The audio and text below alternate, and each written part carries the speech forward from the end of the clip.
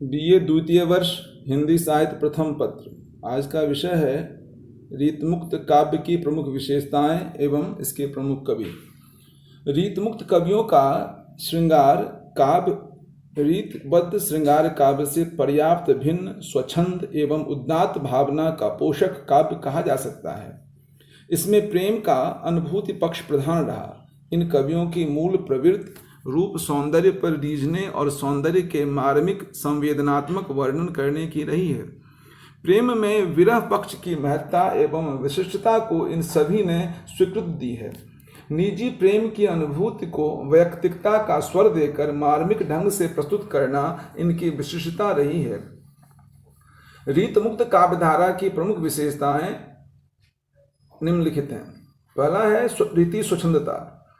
इस काव्य के प्रमुख भाव, इस काव्य धारा के कवि भावुक थे तथा उन्होंने अपने को किसी भी काव्य शास्त्रीय परंपरा से आबद्ध नहीं रखा। काव्य शास्त्र का उन्हें पर्याप्त ज्ञान था, फिर भी उन्होंने अलंकार, छंद, नायक नायिका भेद, रीत या वक्रोक्त आदि सिद्धांतों की पद्धति विशेष का अनुकरण नहीं किया। उनका विश्वास अनुभूति की मौलिक प्रस्तुति में रहा। उन्होंने रीत परिपाटी से स्वयं को पूर्णतः मुक्त ही रखा। लक्षणों के फेर में न पड़कर ये कवि निजी प्रेम के उच्छ्वासों को ही काव्यबद्ध करते रहे और इसमें उन्हें पूरी सफलता भी मिली। अगला बिंदु है प्रेमानुभूति की प्रधानता। रीतमुक्त काव्य श्रृंगार काव्य का मूल प्रतिपाद्य ही प्रेम है, पर यह प्रेम रीतबद्ध कवियों के नायक नायिकाओं के प्रेम से भिन्न है। इनके प्रेम चित्रण में भावप्रवण हृदय की सच्ची अनुभूति है। कहीं भी कृत्रिमता नहीं है और न कहीं कोई छिपाव और दुराव है। कवि घनानंद ने लिखा है, अति सूधो स्नेह को मार्ग है, जहाँ नेक सयानप बाक नहीं, तहाँ साँच चले तजी आपुन पौ, झिझके कपटी ज निशाक नहीं। रीतमुक्त कवियों के प्रेम में शुद्ध हृदय का योग है, जो उनकी आत्मा की पुकार है। इनका प्रेम एक निष्ठ है, जिसमें लोकापवाद भी की तनिक भी चिंता नहीं है। इनका यही प्रेम इन्हें लौकिकता से अलौकिकता की ओर उन्मुख भी करता है। इन कवियों ने प्रेम की सच्ची अनुभूतियों का उदार काव्य के रूप में वर्णन किया है।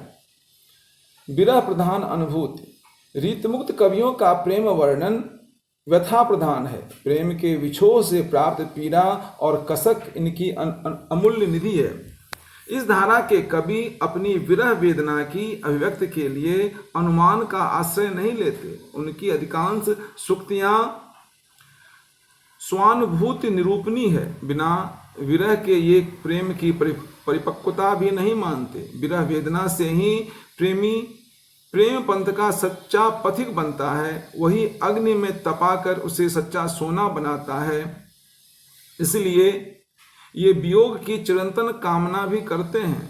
वस्तुतः रीतमुक्त कवियों की प्रेम पीर विलक्षण है। उसे समझने के लिए हृदय की आंखें आवश्यक है। इसीलिए कवि घनानंद कहते हैं, समझे कविता घन आनंद की, ही आँखिन नेह की पीर तकी।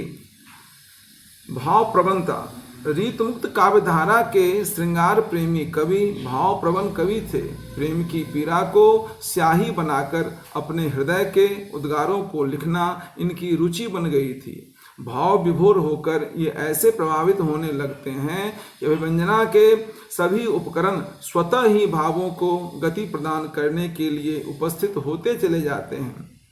भावावेग वास्तव में इनकी कविता की प्रेरणा तो बनता ही है, साथ ही हेतु भी बन जाता है।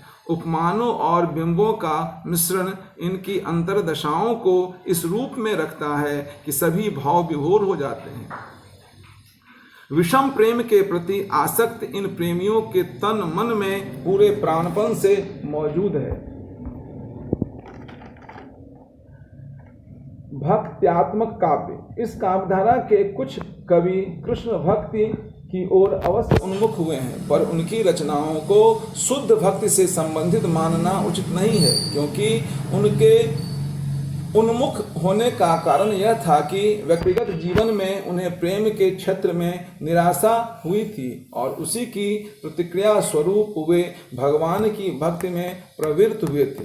इन कवियों ने शायद ही कभी हृदय के योग और पूर्ण तल्लीनता के भाव से भक्त की रचनाएं लिखी हों।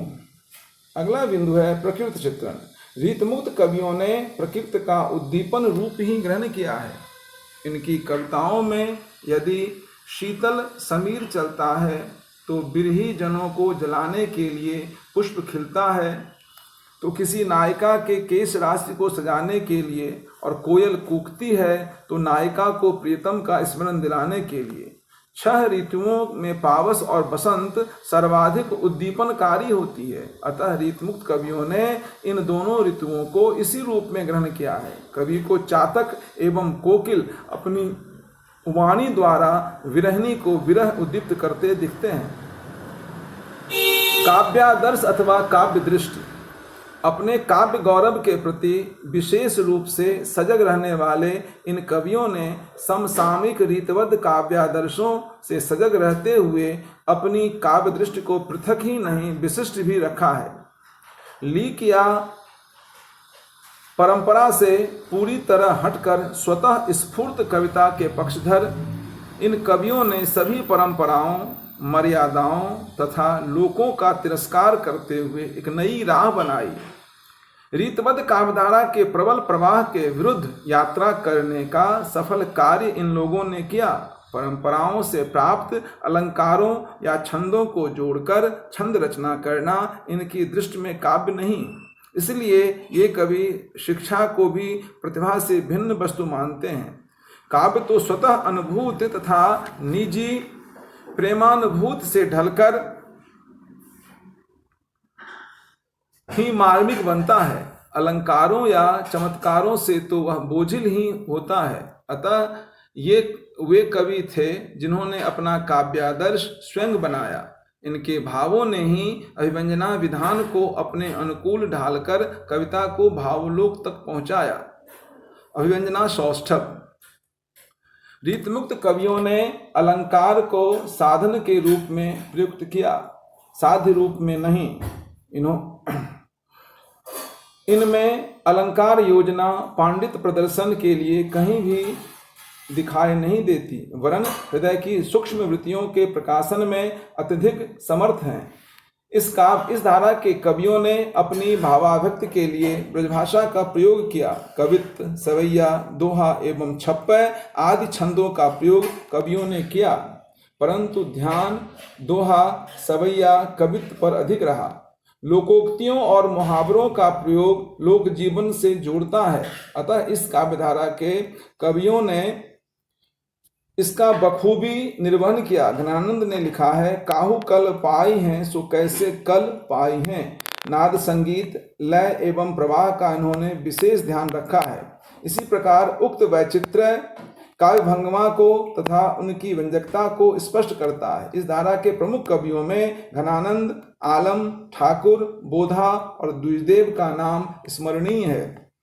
वस्तुतः रीतमुक्त कवियों ने प्रेम को वासना से अलग देखा एवं उदात्त भूमि को स्पर्श किया। मिलन एवं विरह के क्षणों में एक ऐसी निष्ठा और समर्पणशीलता का परिचय दिया जो अन्यत्र दुर्लभ है। स्वानुभूति की तीव्रता, प्रेम की अभिव्यक्ति, विरह का आधिक्य, भाषा का वैचित्र्य, सौष्ठव, शब्दों का अर्थगत सौंदर्य, लाक्षणिक प्रयोग, सहज एवं मार्मिक बिंब योजना सभी मिलकर इस काव्यधारा को वैशिष्ट प्रदान करते हैं।